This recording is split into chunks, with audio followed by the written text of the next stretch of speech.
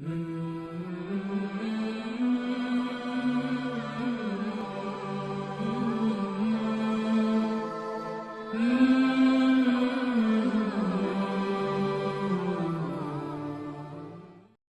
علیکم ورحمۃ اللہ وبرکاتہ. مائی نیم از حافظ آمنہ اسلم. تجوید القرآن کلاس میں آپ کا خیر مقدم ہے. آج کا ہمارا ٹاپک ہے میم ساکن کے قاعدے. آج کی اس ویڈیو میں ہم میم ساکن کے قاعدوں کو جانیں گے، اس کی مثالوں کو پڑھیں گے، اور قرآن مجید میں ہم نے اس کو اپلائی کیسے کرنا ہے وہ آج کے سبق میں ہم جانیں گے. اگر آپ میرے چینل پر نئے ہیں تو میرے چینل کو سبسکرائب کر لیجئے، بیل آئیکن کو دبا دیجئے اور اس چینل کو زیادہ سے زیادہ شیئر کیجئے تاکہ زیادہ سے زیادہ لوگ قرآن مجید کو سیکھ سکیں، قرآن مجید کو پڑھ سکیں. سبق کا آغاز کرنے سے پہلے میں آپ کو بتاتی چلوں کہ ہم قرآن مجید کو پہلے پارے سے لے کر انشاءاللہ پورے 30 پاروں تک قرآن کو پڑھیں گے. اگر آپ نے میرے چینل پہ پہلا پارہ اور دوسرے پارے کے سبق نہیں سنے تو میرے چینل کو سبسکرائب کرنے کے بعد پہلا پارہ اور دوسرا پارہ تجوید کے ساتھ لازمی سیکھیے گا. تو چلیے جی سبق کا آغاز کرتے ہیں. آج کے سبق میں ہم نے میم ساکن کے قاعدوں کو پڑھنا ہے. سب سے پہلے ہم یہ جانیں گے کہ میم ساکن کے کتنے قاعدے ہوتے ہیں. تو میم ساکن کے 3 قاعدے ہیں. کون کون سے ہیں؟ ادغام شفوی، اخفاء شفوی اور اظہار شفوی.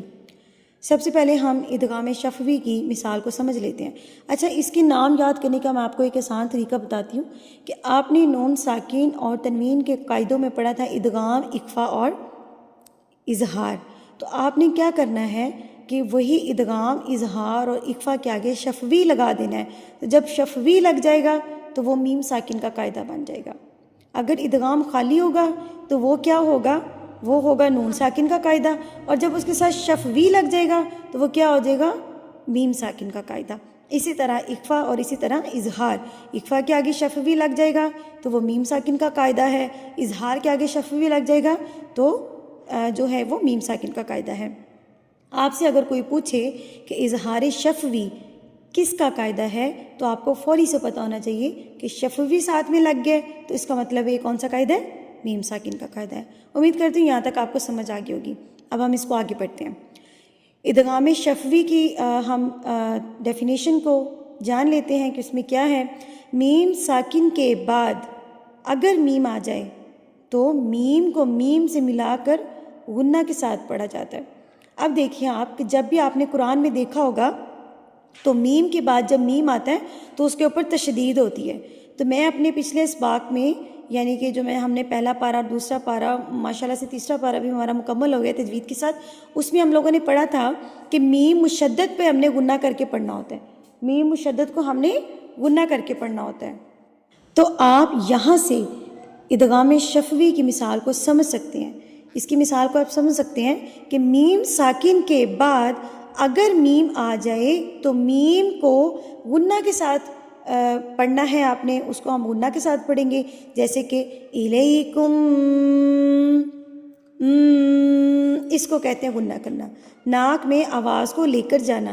الیکم مرسلون، کم مرسلون. یہ بڑا آسان سا قاعدہ ہے کہ میں آپ کو پہلے بھی بتا چکی ہوں کہ اگر میم مشدد ہو تو آپ نے اس کو غنہ کر کے پڑھنا ہے. تو یہاں پہ ادغام شفوی وہی ہے کہ اگر میم کے بعد میم آ جائے، اگر میم کے بعد میم آ جائے تو ہم نے اس کو غنہ کے ساتھ پڑھنا ہے. ٹھیک ہے. اس کے بعد ہمارے پاس اگلا قاعدہ ہے اخفاء شفوی. تو میم ساکن کے بعد اگر با آ جائے تو غنہ کے ساتھ اخفاء ہوگا، یعنی کہ غنہ خفیف ہوگا. اس کے بعد کو آپ نے ناک میں لے کر جانا ہے اور اس کو کتنی دیر تک روک کے رکھنا ہے؟ 1 سے 2 حرکات کے برابر. تو 1 سے 2 حرکات آپ کیسے کاؤنٹ کریں گے؟ اپنے ہاتھ کی انگلی کو بند کر کے اس کو کھولنے میں آپ کو جتنا ٹائم لگے گا اتنا ٹائم آپ نے اس پر غنہ کرنا ہے. تو ہم اس کی مثال کو دیکھ لیتے ہیں. ان ربہم بہم. اب دیکھیے کہ میم ساکن کے بعد با آ گیا ہے. ساکن کس کو کہتے ہیں؟ یہ اس طرح کی علامت کو کہتے ہیں ساکن.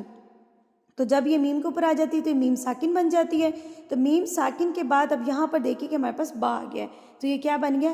ان ربہم بہم. ٹھیک ہے. ربہم ربہم ہم بہم. بڑا آسان سا قاعدہ ہے کہ ادغام شفوی میں میم کے بعد میم آ جائے، اخفاء شفوی میں میم کے بعد با آ جائے، ٹھیک ہے، یہ دونوں لفظوں کو آپ نے یاد رکھنا ہے۔ اب ہم اسی طرح اظہار شفوی میں دیکھتے ہیں کہ اظہار شفوی میں کیا کرنا ہے ہم نے۔ میم ساکن کے بعد با اور میم کے علاوہ کوئی اور حرف آ جائے، بالخصوص واو اور فا آئے، تو میم کو ظاہر کر کے ہم پڑھیں گے، یعنی کہ ہم یہاں پر غنہ کامل، یعنی کہ ہم نے یہاں پر کوئی غنہ نہیں کرنا، ہم نے اظہار کر کے پڑھنا ہے، فوری سے اس کی ادائیگی کرنی ہے۔ اب اگر ہم اپنی مثال کی طرف چلیں گے تو آپ کو اچھے سے سمجھ آ جائے گی۔ یہاں پر دیکھیں، ہم فیہا، ہم فیہا، ہم نے اس کو ایسے نہیں پڑھنا، ہم فی، ایسے نہیں پڑھیں گے، ہم اس کو پڑھیں گے ہم فی، ہم فی، ہم فی، ٹھیک ہے۔ اب اظہار شفوی یاد کرنے کا بڑا آسان طریقہ ہے کہ پہلے ادغام میں ہم نے میم کے بعد میم پڑھا، اخفاء شفوی میں ہم نے میم کے بعد با پڑھا۔ اب اظہار میں کیا کرنا ہے کہ میم کے بعد میم اور با کے علاوہ کوئی اور حرف آ جائے، ٹھیک ہے، اس کے علاوہ کوئی حرف آ جائے گا تو وہاں پر کیا ہوگا، ظاہر کر کے ہم اس کو پڑھیں گے، وہاں پر ہم نے اس کو غنہ نہیں کرنا۔ اب یہاں پر میرے پاس کچھ مثالیں ہیں ادغام شفوی کی، تو ہم یہاں پر پریکٹس کر لیتے ہیں، تو انشاءاللہ سے آپ کا جو ہے وہ کمپلیٹ ہو جائے گا، یہاں پر جو آپ کا کنسیپٹ ہے وہ کلیئر ہو جائے گا۔ اب یہاں پر آپ اس کو دیکھیں کہ ہم نے پڑھا ادغام شفوی میں، ہم نے یہاں پر دیکھیں کہ میم ساکن کے بعد اگر میم آ جائے تو وہاں پر ادغام شفوی ہوگا۔ اب یہاں پر جب میم آئے گا تو اس کے اوپر تشدید بھی ہوگی، اور میم مشدد بھی ہم نے ویسے گناہ کر کے پڑھنا ہے، تو یہاں پر آپ کو یاد رہے گا کہ اب آپ کو یہاں پر آسان ہو جائے گا یاد کرنے میں نا، کہ میم کے اوپر تشدید آ گئی ہے، تو اب ہم اس کی مثال کو پڑھتے ہیں، پھر آپ کو اچھے سے سمجھ آ جائے گی۔ یہاں پر ہمارے پاس ہے الیکم مرسلون، کم، تو یہاں پر ادغام شفوی کا ہمارے پاس کیا قاعدہ تھا کہ میم کے بعد اگر میم آ جائے، میم ساکن کے بعد اگر میم آ جائے تو گنہ کر کے ادا کیا جائے گا۔ الیکم مرسلون، لہم، میم ساکن اور میم ساکن کے بعد میم آ گیا اور اس کے اوپر تشدید ہے تو گنہ کریں گے، لہم ما، لہم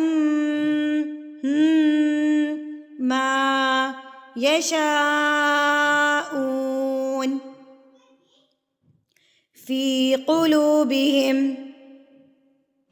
فی قلوبہم مرض۔ اب یہاں پر دیکھیں میم ساکن اور میم ساکن کے بعد میم آ گیا، اس کے اوپر تشدید ہے تو یہاں پر بھی ہم گنہ کریں گے، فی قلوبہم مرض، مرض، ہم، یہاں پر کیا ہے ادغام شفوی، مرض فہم معرضون، فہم، یہاں پر میم ساکن اور اس کے بعد میم تشدید آ گئی ہے، میم آ گیا تو یہ بھی ادغام شفوی کی مثال ہے، فہم معرضون، ٹھیک ہے۔ اب ہم اگلی مثال کی طرف چلتے ہیں، اخفاء شفوی۔ اخفاء شفوی میں ہم نے کیا پڑھا تھا کہ میم ساکن کے بعد اگر با آ جائے، میم ساکن کے بعد اگر با آ جائے تو ہم نے وہاں پر اخفاء شفوی کرنا ہے، یعنی کہ غنہ خفیف کریں گے، اور اس کی مقدار کتنی ہے، 1 سے 2 حرکات کے برابر، تو ہم اس کو پڑھ لیتے ہیں، ان ربہم بہم، ربہم بہم، ہم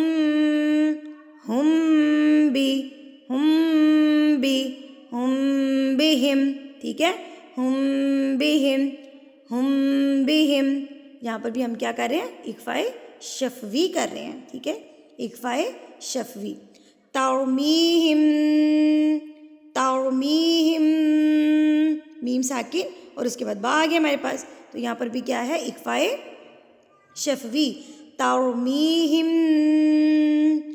بحجارۃ، ٹھیک ہے، بحجارۃ، ترمیہم بحجارۃ۔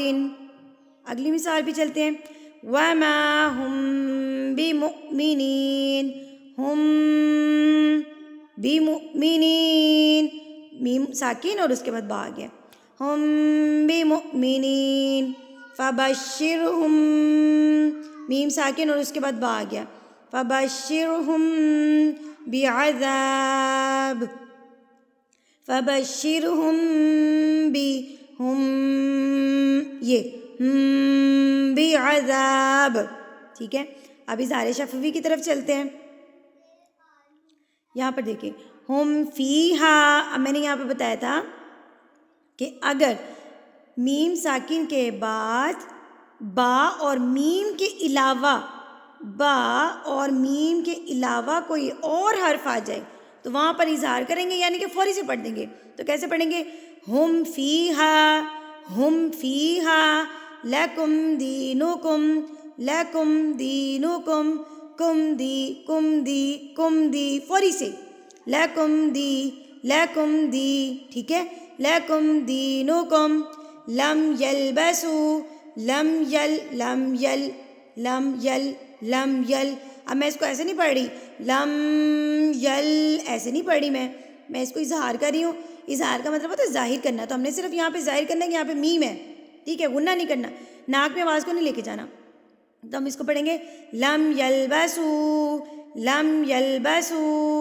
ام لم تنذرہم